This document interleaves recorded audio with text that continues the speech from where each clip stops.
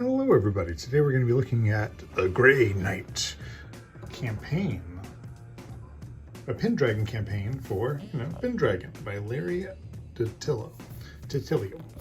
That is the guy who did Mask Now Rotep, so that's really awesome.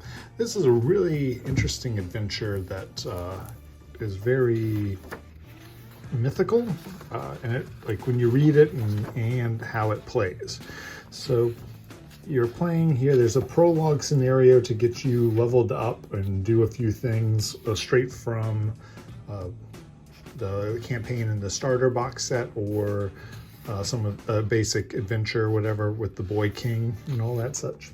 So you have to kind of figure out how to deal with this I'm going to say king warlord. So he is, kicking butt, taking names, and as such, you have to fight him and kind of maybe do some tricky things, or if you try to fight him head on head, he does have a magic sword, so that's real rough. But if you can do it, that's awesome. If everything plays out, you can get into a massive battle and try to get some glory that way. And I really do dig that. Then there's also like a little Pelennor quest where you're trying to find the questing beast. And depending on how you deal with that, you get some really cool amount of glory or renown, all that stuff. It's really cool. So from here, you have just a few little basic quests in the front to deal with all these things, kidnappings, warlords, mythical creatures, really, really good intro stuff. And as you can see, that's just like 15 pages of stuff. So that's really cool. Then you get into the actual campaign of the Grey Knight.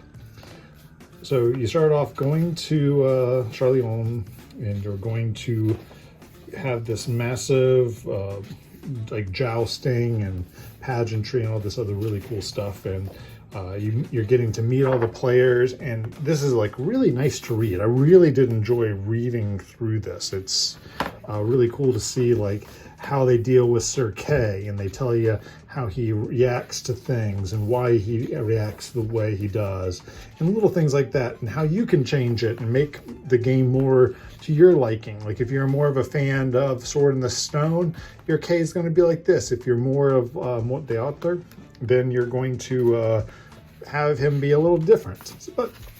So you have all these things happening, and all of a sudden this woman appears with a little dwarf and a champion in the mist, and she wants to duel, and as such the duel seems to be completely a death trap. Sir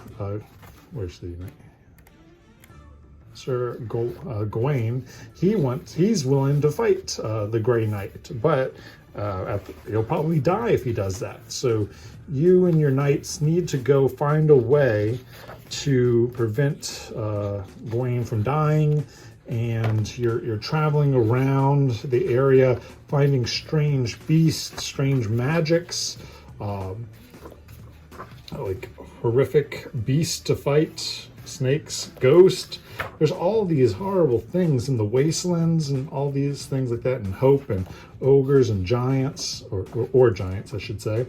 But you eventually have to figure out how you're going to deal with this Grey Knight, because if the Grey Knight wins, that means Arthur is a murderer of children. But if you beat the Grey Knight, Arthur is not a murderer of children. It's kind of a strange thing, because they have this, it's just a very odd adventure, but it feels very epic in its scope. And if you've read some of these epic literatures and things like that, it feels like that.